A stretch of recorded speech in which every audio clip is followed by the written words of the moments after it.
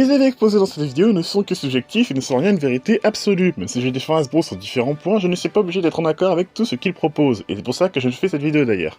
Et c'est pareil pour Takara. Je préfère Takara à Hasbro, mais je ne suis pas obligé d'aimer tout ce que propose Takara. Rien n'est tout noir, rien n'est tout blanc, alors je vous demanderai de respecter mon avis et ceux de l'espace commentaire, même s'ils sont différents des vôtres. Ça va partir en commentaire, c'est ça? Ouais, ce ne serait pas la première fois. Bon visionnage. Salut à tous, ici Playmaker.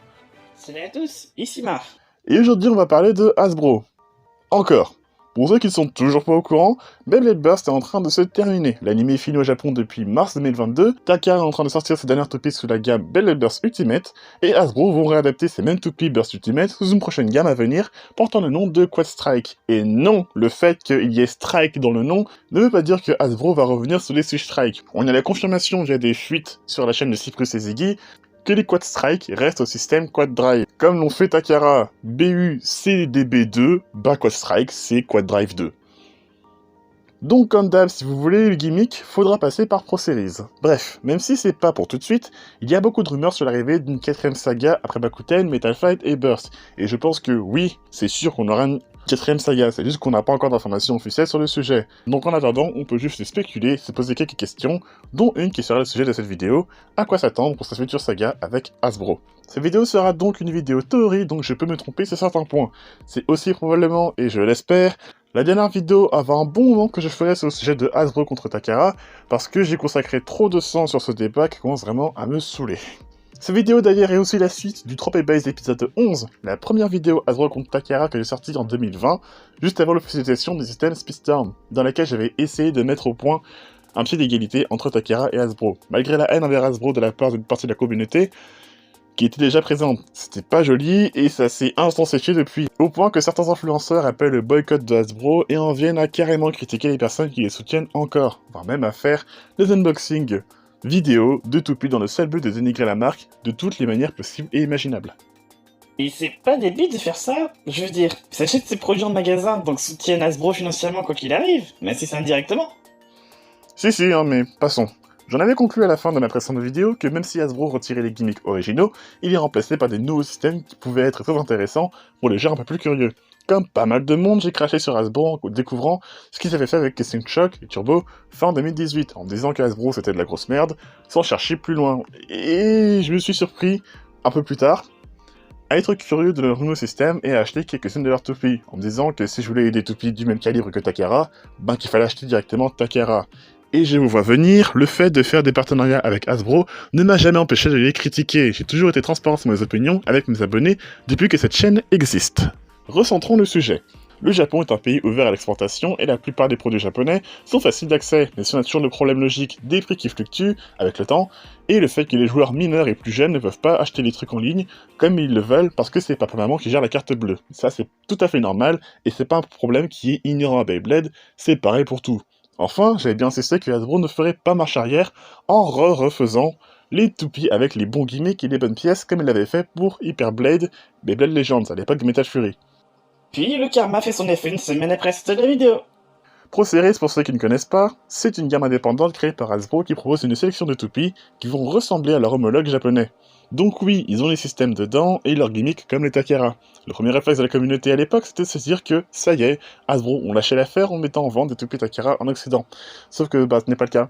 Comme je l'ai dit plus tôt, ces bases ne font que ressembler aux Takara. La grande différence est du plastique utilisé qui est différent.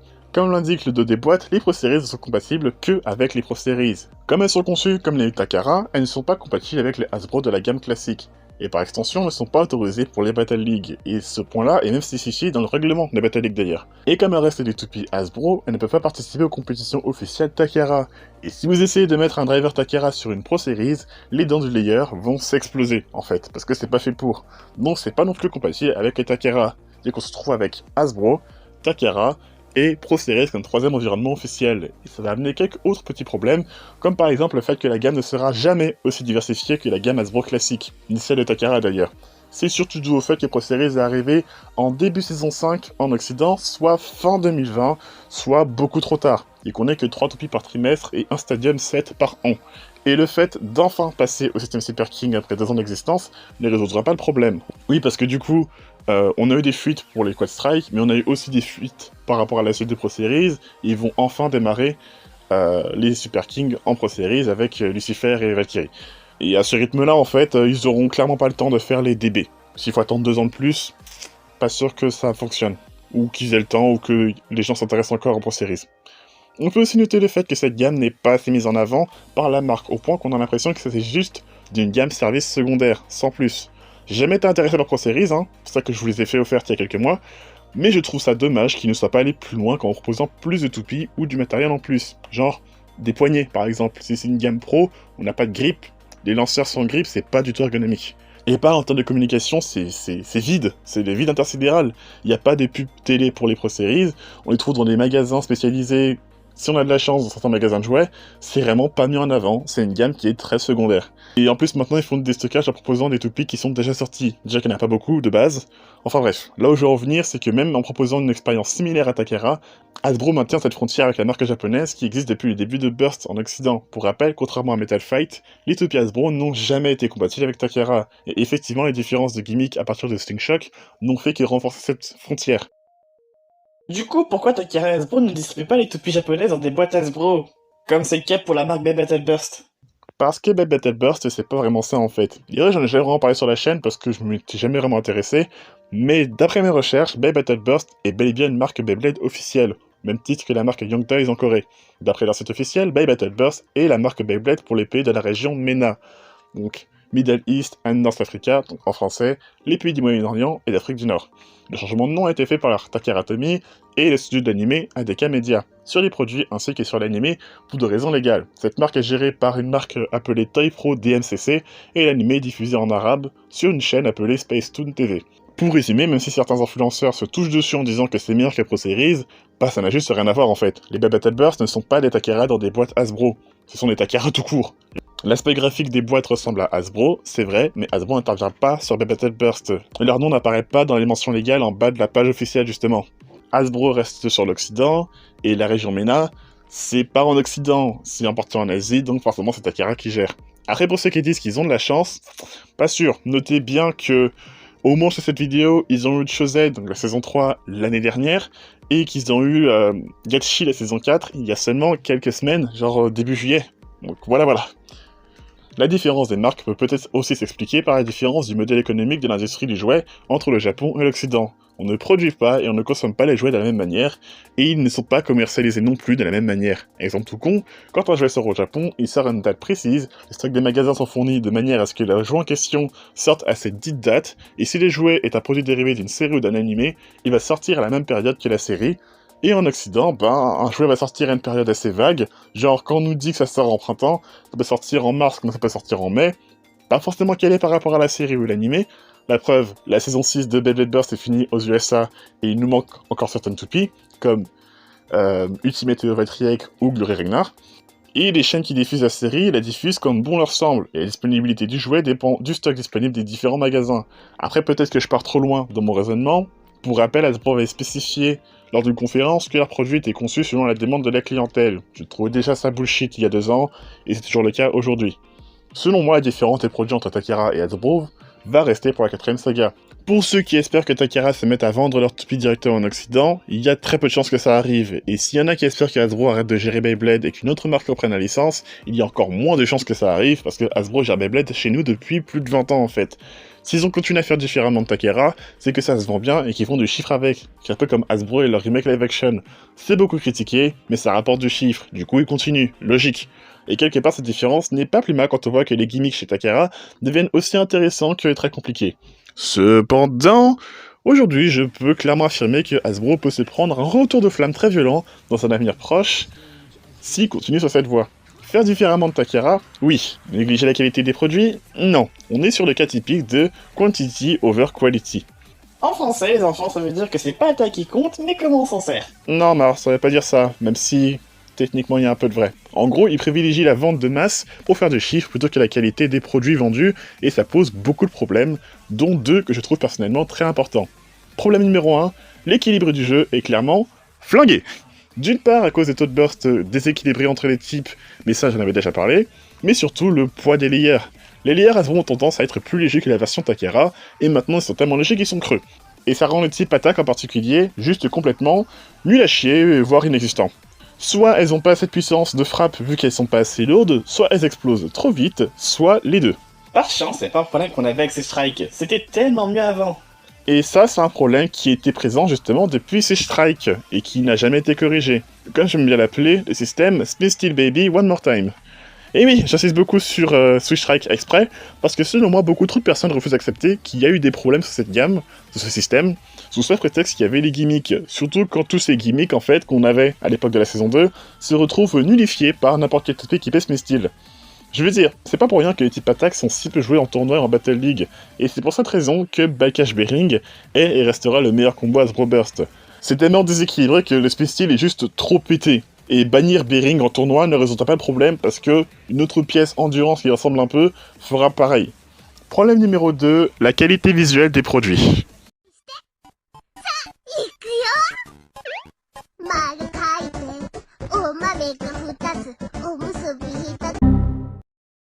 Les anti-Hasbro vous diront que la qualité des produits Hasbro a baissé depuis les débuts de Swing Shock.